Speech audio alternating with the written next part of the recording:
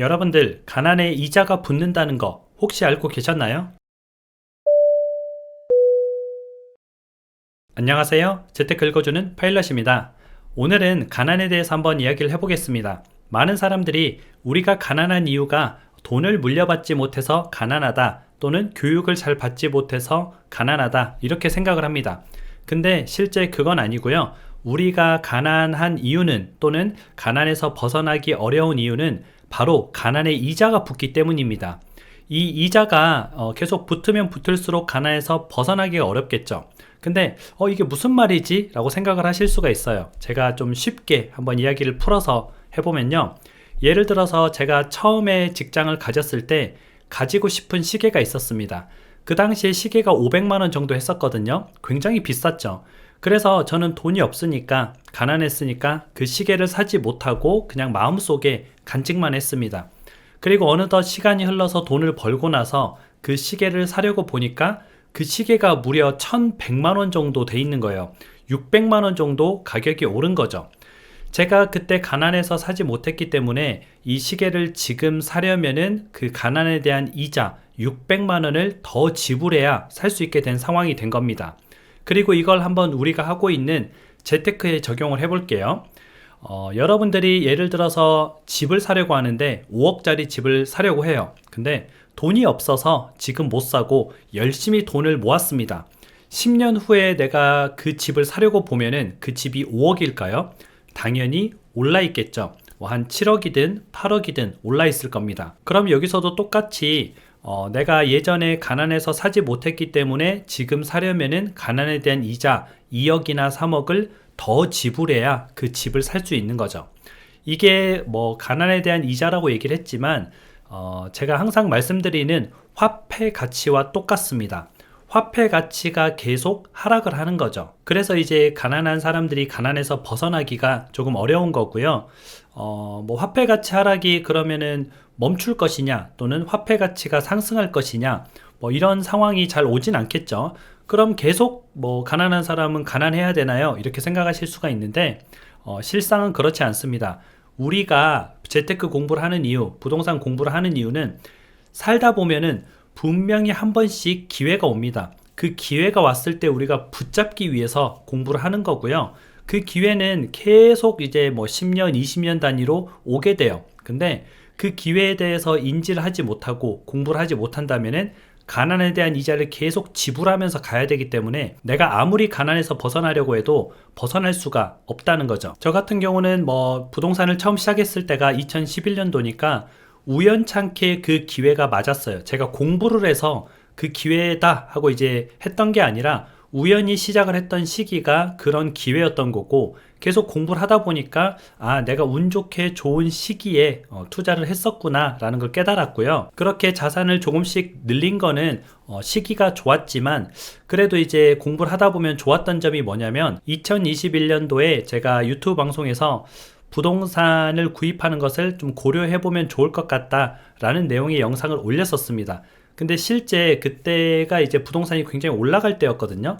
근데 공부를 하지 않은 상태였으면은 올라가네, 나도 조급한 마음에 뛰어들어야지, 이런 생각을 했을 겁니다. 근데 공부를 하다 보니까 이렇게 경기가 좋지 않고 이렇게 갑자기 급등을 한 이후에는 조금 이제 약간 조정이 올 수도 있을 것 같고, 그런 여러 가지 상황들이 조금 보이기 시작하면서 제 나름대로 이제 그렇게 생각을 했던 거거든요. 그래서 단순히 돈을 불리는 데도 필요하지만 공부가 내 돈을 지키는 것에도 필요합니다. 그래서 여러분들이 이제 재테크 공부에 관심을 가지고 꾸준히 조금씩 해나가야 되는 거고요. 공부를 하다 보면 한 가지 또 난관에 부딪히게 되는데, 저도 예전에 겪었던 건데, 사람은 기본적으로 약간은 그 호구가 되기 싫어하는 마음이 있습니다. 예를 들어서 집값이 5억이었으면 5억 3천을 주고 사고 싶지 않습니다. 왜냐면 내가 호구가 되는 것 같으니까. 돈이 있어도 내가 그 돈을 지불하고 사기가 별로 좀 싫은 거죠. 최대한 남들보다 싸게 사고 싶고 남들보다 비싸게 팔고 싶고, 이게 사람 마음속에 누구나 다 가지고 있는 건데요. 이 마음을 처음에는 떨쳐내기가 굉장히 어렵습니다.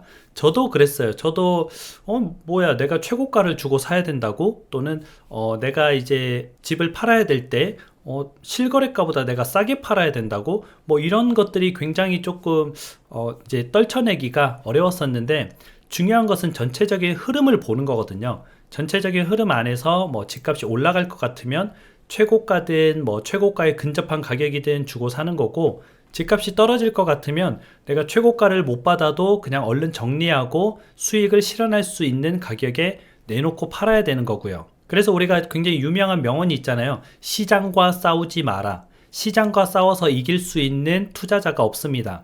결국에는 시장의 흐름에 순응하면서 장이 좋을 때는 투자를 적극적으로 하고, 장이 좋지 않을 때는 좀 몸을 사리는 그런 모습을 가져야 결국에는 우리가 이제 롱런 할 수 있는 거죠. 오래 투자를 할 수 있는 겁니다. 그래서 단순히 내가 뭐 싸게 샀네 비싸게 샀네 이런 걸 따지지 말고, 이 시장이 좋을 때는 뭐 그냥 좀 아쉽지만 뭐 어쩌겠어 하고 이제 내가 그 정도 가격을 주고 사는 거고, 시장이 좋지 않을 때는 또 뭐 내가 비싸게 못 팔아서 아쉽지만 뭐 어떻게 하겠어요. 뭐 그래도 지금 시장을 판단했을 때 내가 받을 수 있는 적정 가격을 받고 또 팔고 나오고 이렇게 하면 됩니다. 근데 앞에서 말했던 가난에 이자가 붙는다, 이것과 한번 연계시켜서 이야기를 풀어보면은 결국은 우리는 투자를 해나가야 됩니다.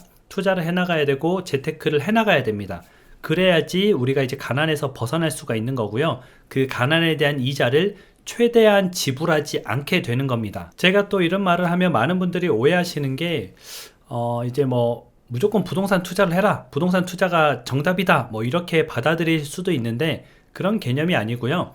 부동산이든 주식이든 뭐 코인이든 채권이든 금이든 많은 투자처가 있고, 그 투자처들이 어떠한 흐름을 가지고 움직이는데 그 사이에서 우리가 이제 계속 그런 걸 노려보면서 조금씩 나의 자산을 증식해 간다, 이런 개념으로 좀 접근하시면 좋을 것 같아요. 저도 이제 댓글들을 쭉 보다 보면은 많은 분들이 서로 이제 여러 가지 의견들을 나누시는 걸 보는데 조금 이제 안타까운 의견들이 몇 개 있어요. 뭐 저에 대해서 막 악플을 다는 그런 의견을 얘기하는 게 아니라 한쪽으로 좀 치우친 거죠. 예를 들어서 인구가 줄어드니까 집값은 무조건 떨어질 것이다. 지금 뭐 인허가 착공이 많이 안 돼서 앞으로 몇 년 후에 집값이 폭등할 것이다. 다양한 의견들이 있기는 한데 한쪽으로 너무 치우쳐져서 생각하는 것보다는 그냥 우리는 중립적으로 지키고 있다가 시장이 좋아졌네? 그러면 뭐 어디 투자할 거 없나? 내 집 마련할 거 없나? 찾아보기도 하고요. 시장이 좋지 않네? 이럴 때는 그냥 집에서 책 보면서 공부하면서 임장 차분하게 다니면서 이렇게 기회를 준비하면 좋을 것 같아요. 결국은 내가 내 자산을 늘려가는 것이 중요한 것이지, 뭐 너 의견이 맞네, 얘 의견이 맞네, 이거는 하나도 중요하지 않습니다. 그 의견이 맞고 틀리고가 중요한 것이 아니라, 그 전에는 이제 공부를 하지 못해서, 뭐 안 했다고 표현하기 좀 그렇고 상황이 안 돼서 공부를 좀 못했었잖아요. 이런 재테크나 뭐 부동산이나 이런 공부들을 접할 곳도 많이 없었고 뭐 배울 곳도 많이 없어서 못했었는데, 지금은 얼마든지 할 수 있으니까 그런 부분에서 여러분들이 좀 열심히 공부해가지고 여러분들의 자산 증식을 조금씩 조금씩 해나가면 좋을 것 같습니다. 그럼 오늘 방송은 또 여기까지 하고요. 여러분들 오늘 하루도 행복한 하루 보내세요. 다음에 다시 만나요.